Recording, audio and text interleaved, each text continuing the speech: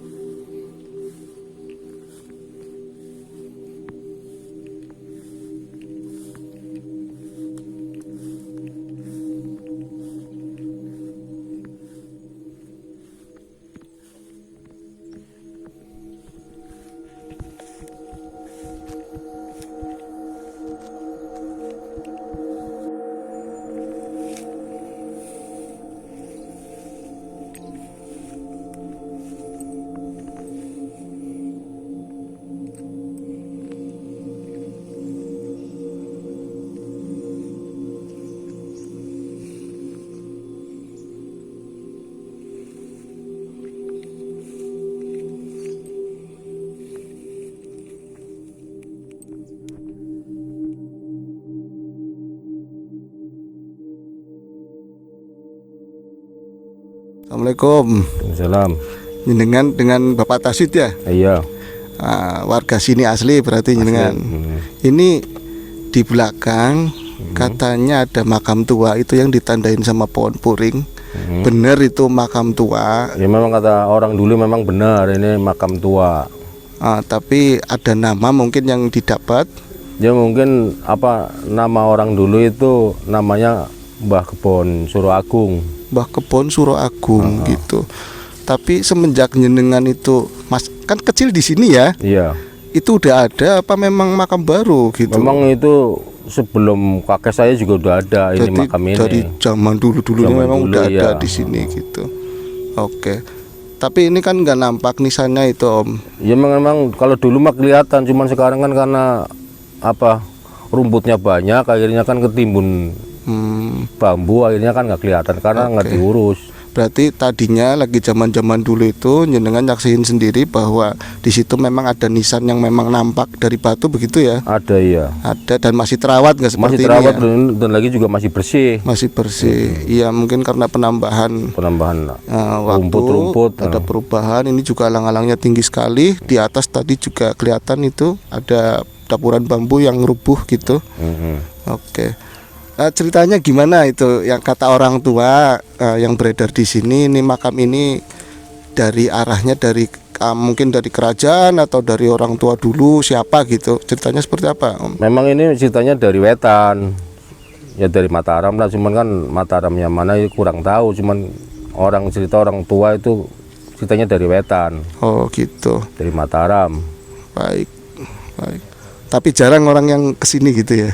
Banyak, cuman kan orang jauh. Kalau lingkungan jarang. Maksudnya dengan tujuan pengen ngeliat aja ziarah atau yang lain mungkin? Ya ziarah, cuman kan istilahnya kepentingan apa kan kurang tahu. Oh gitu, masing-masing gitu ya? Masing-masing keperluannya apa, mintanya apa itu kurang tahu. Enggak, biasanya kalau makom itu ada yang nguncenin gitu, ada? Kalau di sini nggak ada, Nggak dari ada. dulu. Iya.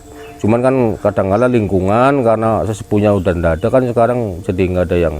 Satu lagi ada itu sumur tua katanya. Heeh. Tadi kita juga alhamdulillah berhasil nemuin lokasinya, memang ada. Memang itu sumur sama ini makam yang di belakang memang ada, memang dari dulu itu emang ada, tapi Emang baru gitu. Sumur juga tuh dari dulu, semenjak saya kecil juga udah ada itu. Itu kan tadi airnya nggak kelihatan. Ya, Ada karena ketumpuk sampah, tadinya memang bisa difungsikan. oh, gitu. masih dulunya masih bagus, airnya jernih buat minum juga bisa. Oh gitu ya. Oke, nanti kita lanjut lagi. Terima kasih Mas Asid. Nanti kita tanya-tanya lagi.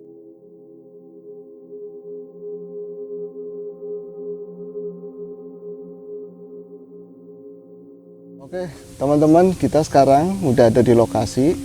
Tadi kita sempat melihat lokasi yang lain. Ini di belakang kita persis ada sebuah makam tua dari menurut penuturan warga setempat. Gitu, tadi udah diwakili juga oleh Pak Taswid. Katanya memang di sini benar ada makam tua. Dan dahulunya memang ada nisan yang memang nampak itu dari batu, tapi sekarang karena ini ya Mas Tuying udah penambahan waktu, ada perubahan ya karena saking lamanya mungkin nggak terawat kebun di sini. Jadi yang nampak ini pancernya pohon apa ini namanya ya? Pohon puring ya. Pohon puring biasanya kalau pohon makom-makom seperti itu pohon di bagian nisan kepala apa di kaki misalnya? Ya, kepala dan kaki dua-duanya. Biasanya dua-duanya seperti itu ya. Terus tadi di belakang juga benar ada sumur tua, tapi kondisinya sekitar 50% lah masih bagus. Jadi ada bata-bata yang memang dicetak sengaja melingkar gitu untuk membentuk sebuah elips seperti itu ya. Jadi nggak kotak batanya, tapi yang sebagian lagi udah gugur karena waktu mungkin. Dan menurut penuturan warga setempat, jadi sumur itu dahulu ketika masa kecilnya mereka dan masa-masa orang tuanya mereka masih aktif, masih bisa digunakan untuk warga sekitar gitu. Tapi sekarang tadi rupanya udah ketimbun sama sampah banyak banget ya Mas Tuying ya. Oke. Jadi gini Mas Tuying sama Mas Tommy, menurut penuturan warga di sini itu ada makam tua. Ini saya udah ngeliat sendiri, teman-teman juga walaupun nggak nampak jelas tapi memang ini ada tandanya. Ini makam tua. Makam tua kan berarti kan jauh dari waktu kita sekarang gitu ya. Jauh dari waktu sekarang berarti mungkin ini ada di zaman masa-masa kerajaan seperti itu. Masa-masa kerajaan. Tadi menurut penuturannya warga gitu, ini ada menyebut nama Mbah Suro Kebon Agung begitu. Mbah Suro Kebon Agung. Aku nggak mau langsung nanyain sebenarnya siapa, tapi dari nama biasanya kalau nama-nama seperti itu udah bukan di Mataram Islam ya Om ya. Iya. Tapi jauh sebelumnya, misalnya Mataram kuno. Karena kalau Mataram kuno seperti yang mungkin teman-teman juga tahu, sebelum Mataram Islam itu ada pembabakan sejarah seperti dinasti Sanjaya, Sailendra sampai sana yang sampai Jawa Timur ya Om ya. Nah ini mungkin ada kaitannya itu masih di Sailendra, apa di Sanjaya, apa udah di yang dari Jawa Timur gitu. Coba. Nah, itu dari namanya Kebon Agung menurut penglihatannya Mas Tuying gitu. Seperti apa aku cocokin dengan cerita masyarakat. Kalau masyarakat tadi mereka ngomong memang namanya ada, tapi ceritanya apa bener-bener blank, nggak tahu gitu. Ya itu dari zaman Mataram kuno ya. Mataram kuno. Mataram kuno. Zamannya Brawijaya. Iya zaman Brawijaya. Ke-9 ya. Zaman Brawijaya zaman Brawijaya ke-9. Berarti udah Majapahit ya ke sini ya. Oke, Majapahit. Untuk Mbah Suro Kebon Agung itu sendiri dari penglihatannya Mas Tuying ini perannya sebagai apa? Kok Majapahit kan jauh gitu pusat pemerintahannya, seperti kita tahu kan yang terakhir ada di Trowulan gitu, dari Yogyakarta pindah-pindah ke Wetan gitu sampai ada makamnya ada di sini dari Majapahit. Perannya beliau itu di sini sebagai apa? Itu dua bisa fungsi gitu kan. Jadi bagian peperangan juga bisa, bagian pengobatan juga bisa beliau. Untuk pangkat misalnya. Pangkat senopati. pangkatnya beliau senopati, tapi merangkap jadi tabib Jadi, atau pengobatan. ya teman-teman, menurut penelusurannya Mas Tuying secara batin, karena memang putus ya dari kita coba ngulik ke semua, ke tetangga, orang-orang sebelah sini kan memang putus, nggak ada penjelasan yang lain. Akhirnya mentok kita pakai penelusuran batin, siapa tahu ada penjelasan yang lebih gitu.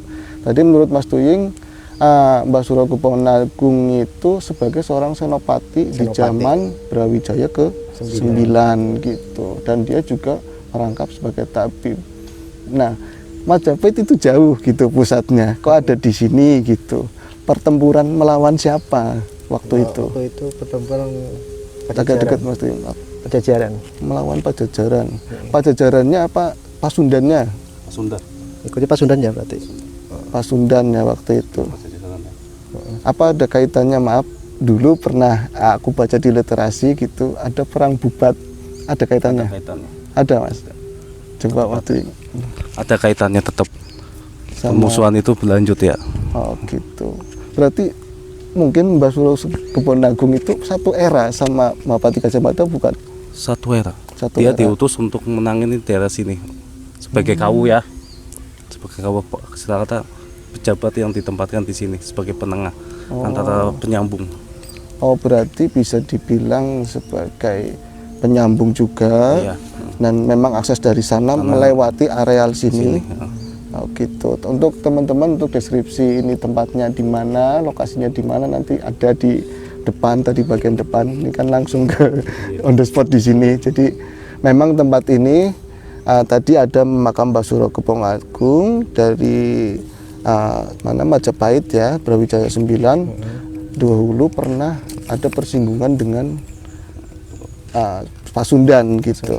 Dan peristiwa perang Bubat. Ya, begitu Mas Tommy. Ya. Oke. Nah, ini kan ada yang mengkritik buat saya juga, teman-teman mungkin ada juga yang bertanya gitu.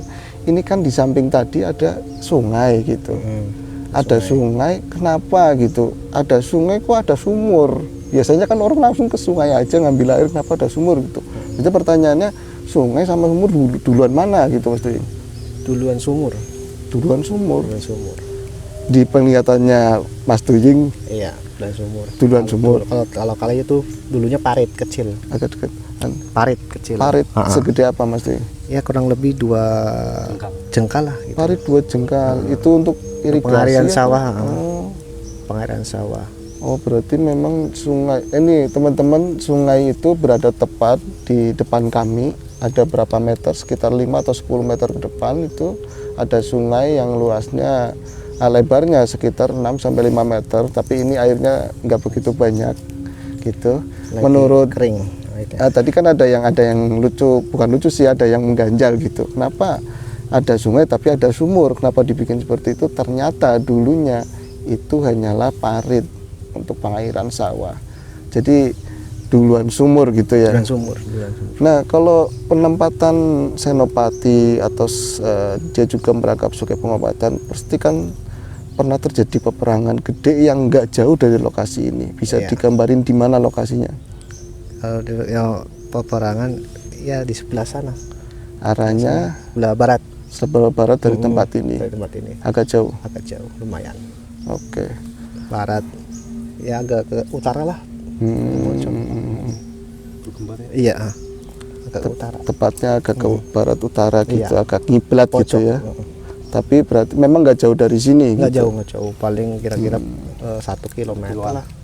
Oke, satu lagi ini Mas Tuying, biasanya kalau seorang senopati gitu diutus ke Medan Laga gitu, walaupun dia juga merangkap sebagai tabib juga, biasanya melibatkan satu anggota dari kerajaan dari sana atau pangeran, entah rajanya sendiri turun ke Medan Laga. Adakah salah satu dari kerabat istana yang memang ikut terlibat dalam perang tersebut sampai ke tempat ini? Ada pangeran, seorang pangeran. Seorang pangeran sampai meninggal di sini atau dia selamat? Meninggal di sini juga ada. Bisa disebut namanya? Enggak. Nggak bisa. Oke. Ya ternyata ya memang ada satu hal yang memang harus ditutup, tapi memang benar ada salah satu anggota kerajaan dalam peristiwa peperangan tersebut yang gugur di Medan Laga seperti itu Iya, ya. ikut Medan Laga. Oke. Nah, satu hal lagi, menurut penuturan warga kan banyak yang datang kemari, Pak Tuying, Mas Tuying gitu. Ya kepentingannya macam-macam, tapi kebanyakan namanya manusia ya ada makam tua, terus wow ini serem, pasti bisa buat ini itulah gitu. Banyak kan tadi menurut penuturan warga kan buat ada yang minta jabatan, minta ini, seperti apa itu Mas Tuying? Kalau dari beliaunya gitu loh, penanggapannya seperti apa? Itu sebenarnya dia aslinya ya, aslinya itu nggak mau. Nggak mau. Semua itu ada usahanya gitu kan. Iya, ada usahanya ya, jadi nggak ada yang instan. Nggak Dan ada yang instan. misalnya ada permintaan dan memang terkabul bukan dari perantara beliau ya. Iya. Oke. Karena usaha dia sendiri. Karena usaha dia ketekunan dia sendiri. sendiri ya kan. Kalau yang ada melibatkan unsur goib bukan dia, bukan beliau gitu. Bukan, Oh, ada berarti unsur yang lain unsur gitu. yang Oke. lain, Yang lainnya lagi ini Mas Tommy, aku coba pengen tanya ke Mas Tommy. Kalau misalnya pendudukan itu, penempatan beliau sebagai seorang senopati dan juga seorang tabib di sini kan tentu nggak 1-2 hari gitu. Otomatis dia bersinergi dengan warga setempat Iya, gitu. Menurut penjelasannya Mas Tommy, tibanya dia ke tempat ini, dia menjambangi tempat ini, akhirnya membuat sumur dan lain-lain dan akhirnya meninggal di sini. Dulu itu memang sudah ada pemukiman apa masih? Sudah ada, cuman sedikit. Kayak orang rantauan. Beberapa doang. Dulunya sini kan hutan doang. Ini hutan tapi memang ada jalan lintasan Jalan seperti itu. perlintasan. Oke. Akhirnya dari situ mungkin mereka bersinergi, mungkin ada dia punya murid dari orang sini asli. Ada. Oke. Iya, biasanya kan seperti itu Mas Tuying. Ya enggak 1-2 hari akhirnya kita ketemu banyak orang di sini ngajarin sesuatu, apalagi dari kalangan istana, apalagi tadi namanya senopati, bukan berarti warga setempat juga orang yang kosongan ya Mas. Iya. Biasanya juga, ya, tapi kan biasanya ada persinggungan gitu. Berarti zamannya masih Hindu ya? Hindu masih Hindu. Masih pakai Hindu. Iya. Dia menempatin sini untuk menjaga sebuah wilayah perbatasan. Perbatasan. Untuk berarti jalur diplomasi.